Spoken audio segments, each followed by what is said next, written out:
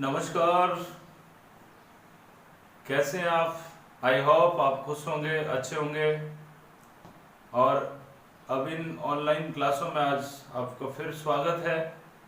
और आज हम शुरू करने जा रहे हैं एक महत्वपूर्ण टॉपिक, नीति निर्देशक तत्व, directive principle of state policy, जिसे हम शॉर्ट में डीपीएसपी भी बोल सकते हैं। और डीपीएसपी में हम लोग आज पढ़ेंगे इन्हें कहाँ उल्लेखित किया गया है, कहाँ से लिया गया है, कौन से भाग में है। और आप लोग जुड़े रहें, बहुत ही इंटरेस्टिंग क्लास होने वाली है। और कोशिश ये करी जाएगी कि इन आर्टिकल्स को आपको याद करवा दिया जाए। तो शुरू करते हैं आज की क्लास। देखिए, राज्य की नीति निर्देशक तत्व है। सबसे पहले देखें, इसका उल्लेख जो है वो भाग संख्या 4 में है। भाग संख्या 4 आर्टिकल है इसका अनुच्छेद, जहां हमने पहले वाली क्लास में पढ़ लिया था। 35 तक हमने कंप्लीट कर लिया। तो यहाँ हम लोग आगे शुरू करेंगे 36 से 51। 36 से 51। 36 से 51 में इनका उल्लेख किया गया। कौन से देश से लिया गया?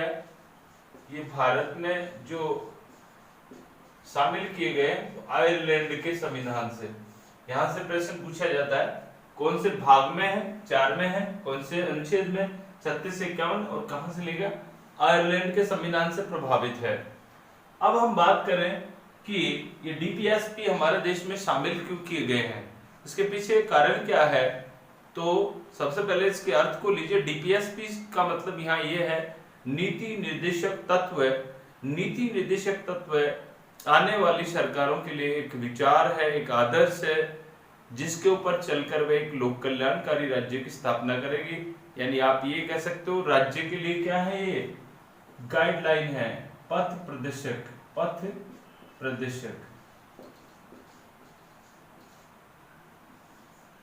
गाइडलाइन,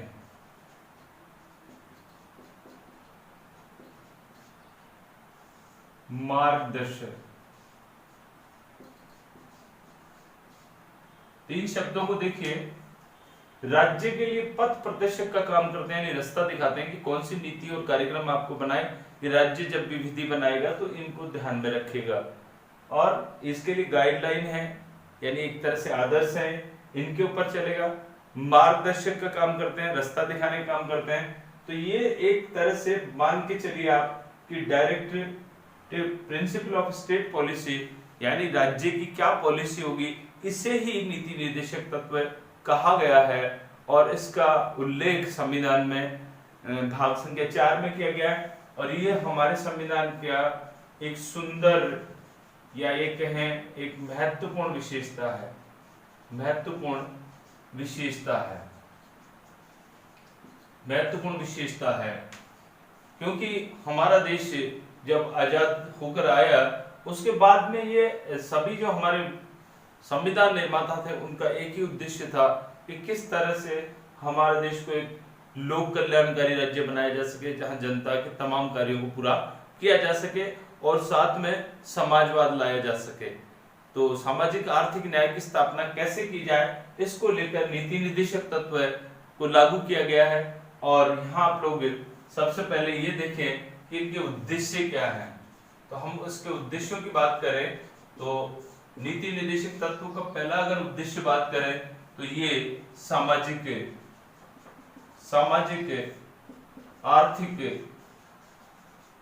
लोकतंत्र की स्थापना में सहायक है। दूसरी बात करें, यह है लोक कल्याणकारी राज्य की स्थापना करते हैं। तीसरी बात करें, गांधीवादी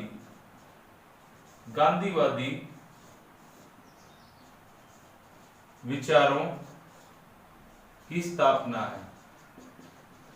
देखिए, ये 3 जो बातें करी गई है, ये इसका महत्वपूर्ण उद्देश्य है कि सामाजिक आर्थिक लोकतंत्र की स्थापना होगी जब राज्य इनके द्वारा जो ये गाइडलाइंस दी गई है, नीति निर्देशक तत्व है। ये नीति निर्देशक तत्व राज्य को ये कहते हैं ये काम करना है आपको, ये आपको लोगों को रोजगार देना है, लोगों को शिक्षा देना है, लोगों के स्वास्थ्य का ध्यान रखना है, जैसे हम आगे पढ़ेंगे सब चीजें। तो इनसे जब ये करोगे तो आर्थिक रूप से सक्षम होगा, सामाजिक समानता स्थापित हो पाएगी, आर्थिक न्याय स्थापित हो पाएगा, इससे लोकतंत्र, सामाजिक आर्थिक लोकतंत्र की स्थापना हुई और एक लोक कल्याणकारी राज्य बन पाएगा। ऐसा ही हमारे गांधी जी चाहते थे।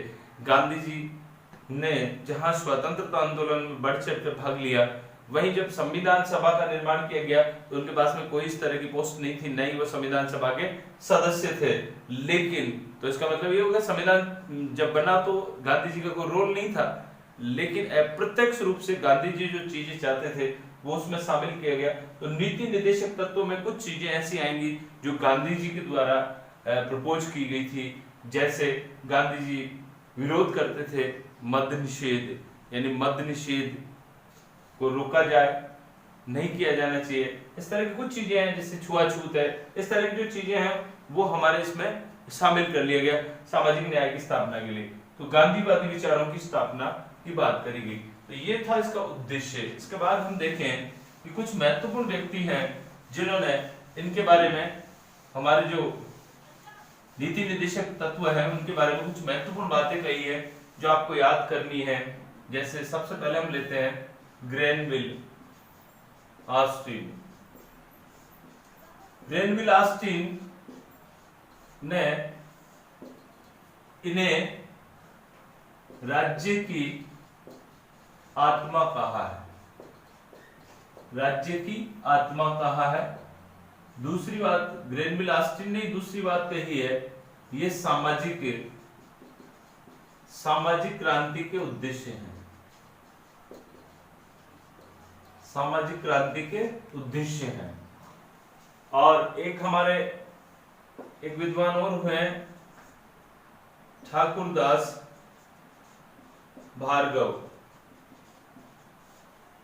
ठाकुरदास भार्गव ने इन्हें संविधान का सार तत्व कहा है, संविधान का सार तत्व कहा है। ये बात अगर आप लोग देखें तो ये इसकी उपयोगिता को बताते हैं कि कैसे ये राज्य की आत्मा है, कि राज्य इनके ऊपर चलेगा तो लोक कल्याणकारी राज्य की स्थापना कर सकता है, सामाजिक समता कायम की जा सकती है, सामाजिक क्रांति लाई जा सकती है। संविधान का सार तत्व अगर देखें तो वो डीपीएसपी है। लेकिन कुछ लोगों ने इसको लेकर अब इसकी आलोचना भी करी है।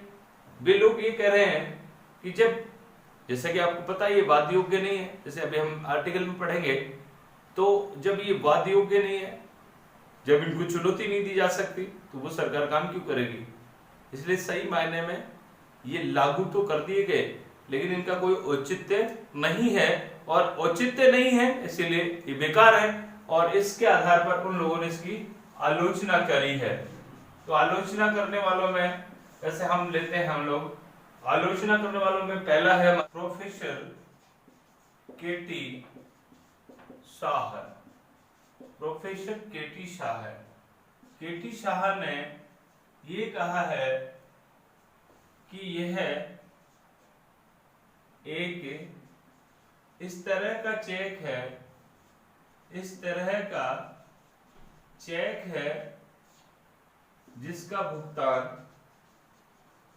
भुगतान बैंक की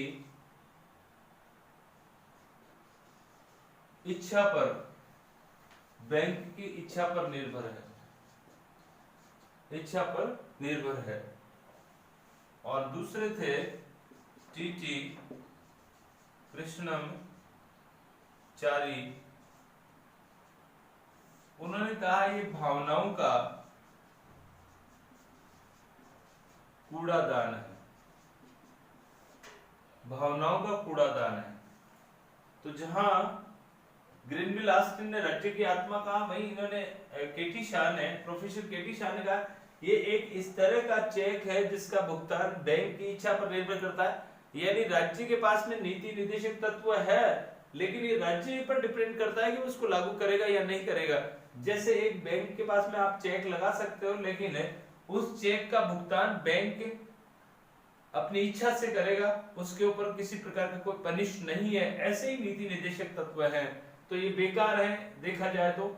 जिसके ऊपर कोई प्रतिबंध नहीं है, जिसके ऊपर कोई शर्त नहीं है, तो इसका मतलब वो पूरा ही नहीं करेगा। हो सकता है उसको वो छोड़ दे।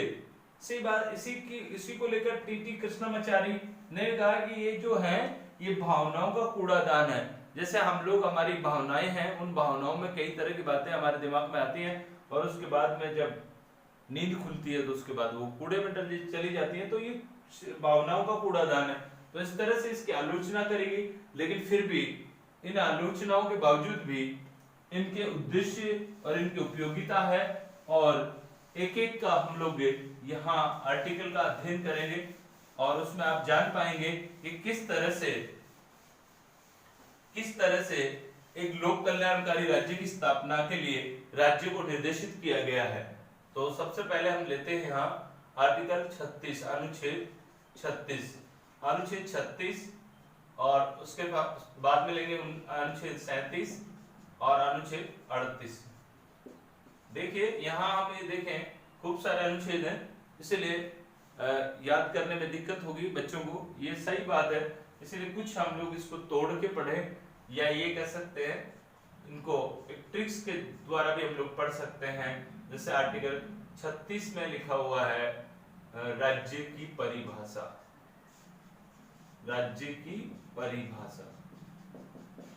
फिर आपको जो 37 नंबर है वो बताता है राज्य का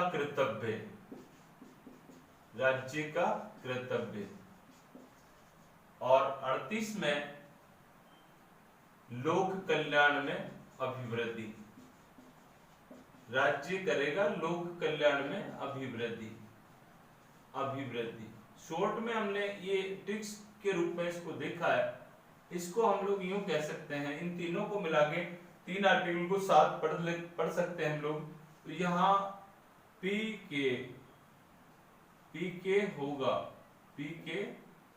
होगा कल्याण, पी के क्या होगा, कल्याण होगा।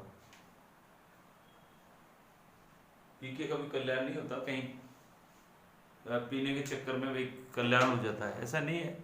पी के होगा कल्याण, ये याद करने की हमारी एक ट्रिक है। देखिए आर्टिकल 36 में राज्य की परिभाषा शब्द को हमने पी से ले लिया यहाँ। राज्य 37 में राज्य का कर्तव्य को हमने के से ले लिया, और यहाँ लोक कल्याण, यहाँ कल्याण, ये हो गया पी के होगा कल्याण। 1 2 3 आर्टिकल हो गया 36 37 38, 36 37 38। अब एक का अध्ययन करें हम लोग। तो देखिए यहाँ हम बात करेंगे कि आपका जो 36 है वो क्या कहता है। 36 नंबर जो आर्टिकल है वो ये कहता है कि इसमें राज्य की परिभाषा है। क्या है, राज्य की परिभाषा है। लेकिन राज्य की परिभाषा क्या है वो इसमें लिखा है, राज्य की परिभाषा वही होगी जो अनुच्छेद 12 में वर्णित है। मतलब आपने फंडामेंटल राइट्स में पढ़ा था 12 नंबर आर्टिकल में राज्य की परिभाषा दी गई थी। तो इसका मतलब ये हो गया 36 में भी राज्य की परिभाषा और 12 में भी राज्य की परिभाषा। लेकिन यहाँ जो 12 जो है वो ये कहता है कि राज्य कौन होगा। तो यहाँ 36 में दोबारा ये बात नहीं लिखी गई है, उसमें ये लिख दिया गया कि राज्य की परिभाषा वो होगी जो आर्टिकल 12 में वर्णित है। अब 12 में क्या है ये आपको पुनः देखना पड़ेगा कि 12 ये कहता है राज्य वह होगा कौन, केंद्र सरकार, राज्य सरकार, स्थानीय शासन, आपकी संसद, आपका राज्य विधानमंडल, वह प्राधिकरण जो सरकार के द्वारा संचालित हैं, वह सभी संस्थाएं राज्य होंगी। उनको 12 में लिखा गया। यहाँ ये बात दोबारा रिपीट न करते हुए ये कह दिया कि 12 में जो उल्लेखित है वो ही 36 में परिभाषा में लिया जाए राज्य को। तो आप ये कह सकते हो कि राज्य की परिभाषा यहाँ 2 आर्टिकलों में उल्लेख है, 12 में और 36 में। 36 में 12 को शामिल कर दिया गया। तो कुल मिला के अगर राज्य को परिभाषित करता है तो 12 है, लेकिन दोनों है, यहाँ 36 को भी हम ले सकते हैं। तो यहाँ राज्य की परिभाषा दी गई, आपको समझ में आया होगा शायद। उसके बाद चलते हैं हम लोग आर्टिकल 37। आर्टिकल 37 में बात क्या करी गई है, आर्टिकल 37 कहता है राज्य का कर्तव्य होगा। राज्य का कर्तव्य होगा का मतलब यहाँ पर दो बात करता है वो। पहली बात तो ये करता है कि ये जो नीति निर्देशक तत्व है वो वाद योग्य नहीं है, वाद योग्य नहीं है। ये क्या बात है भाई, वाद योग्य नहीं है। वाद योग्य नहीं है का अर्थ यहाँ पे हम लेते हैं कि अगर जैसे अभी हमने कहा ये भावनाओं को कूड़ादान है, इस तरह का चेक है, वो बात यहाँ लागू होती है कि अगर मान लीजिए सरकार इन नीति निर्देशों को पूरा नहीं करती तो कोई व्यक्ति न्यायालय की शरण में नहीं जा सकता है, यानी सरकार को चैलेंज नहीं कर सकते। तो इस तरह से ये वैधानिकता की शक्ति प्राप्त नहीं है, इन्हें वैधानिकता की शक्ति प्राप्त नहीं है, इन्हें वैधानिकता की शक्ति प्राप्त नहीं है, ये वाद योग्य नहीं है। दूसरी बात करी गई है इसमें, ये पहली वाद योग्य नहीं है, यानी सरकार पर डिपेंड करता है कि उसको पूरा करे या नहीं करे, तो फिर सरकार को न्यायालय में घसीटा नहीं जा सकता।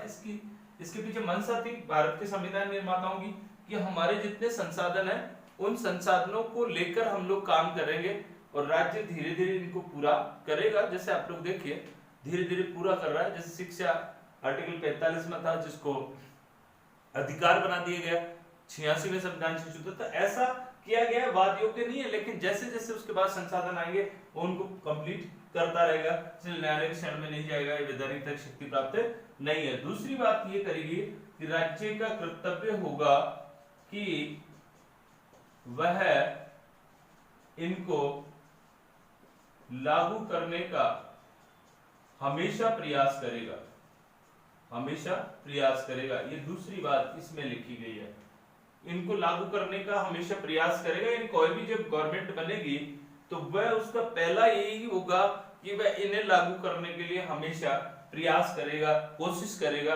और ये कोशिश का परिणाम है कि आज हम कुछ चीजों को पूरा कर पाए हैं। जो नीति निर्देशक तत्व है हमने जो मूल संविधान में लिखे थे, उस समय जो हमारी जो साक्षरता थी उसको हमने बढ़ाया, हमने रोजगार भी बढ़ाया, हमने चिकित्सा सुविधाएं भी बढ़ाई हैं, हमने पाठशालाएं भी खोली हैं। ये सब चीजें हम लोग धीरे धीरे पूरा कर रहे हैं, क्योंकि उस समय एक गरीब देश के पास में इतने संसाधन नहीं थे, इसीलिए इनको वाद योग्य नहीं बनाया गया। आगे चलते हैं हम लोग 37 के बाद में हम लोग चलते हैं 38 में। आर्टिकल 38 क्या कहता है? आर्टिकल 38 कहता है लोक कल्याण में वृद्धि करेगा, राज्य का ये कर्तव्य होगा कि वह इनको लागू करेगा। ये 37 कहता है, ये वाद योग्य है। तो यहाँ 38 जो है वो ये कहता है, 38 ये कहता है कि सामाजिक आर्थिक व राजनीतिक न्याय की स्थापना का राज्य प्रयास करेगा। बहुत इंपॉर्टेंट बात है, 38 में लिखी गई है कि सामाजिक आर्थिक और राजनीतिक न्याय की स्थापना के लिए राज्य हमेशा प्रयास करेगा, और ये प्रयास अगर वो जारी रखेगा तो एक लोक कल्याणकारी समाजवादी व्यवस्था की स्थापना हो पाएगी। और इसी के तहत 38 में ये जो बात करी गई, यही बात आपकी प्रस्तावना में भी उल्लेखित की गई है। तो ये भी कह सकते हो आप लोग कि नीति निर्देशक तत्व सामाजिक आर्थिक न्याय के क्या है? प्रतीक भी हैं, प्रतीक भी हैं। आज हमारी क्लास में 38 तक हुआ, आगे की क्लास में हम लोग 39 से लेंगे। आई होप आपको समझ में आया होगा। मुझे सुनने के लिए बहुत बहुत धन्यवाद।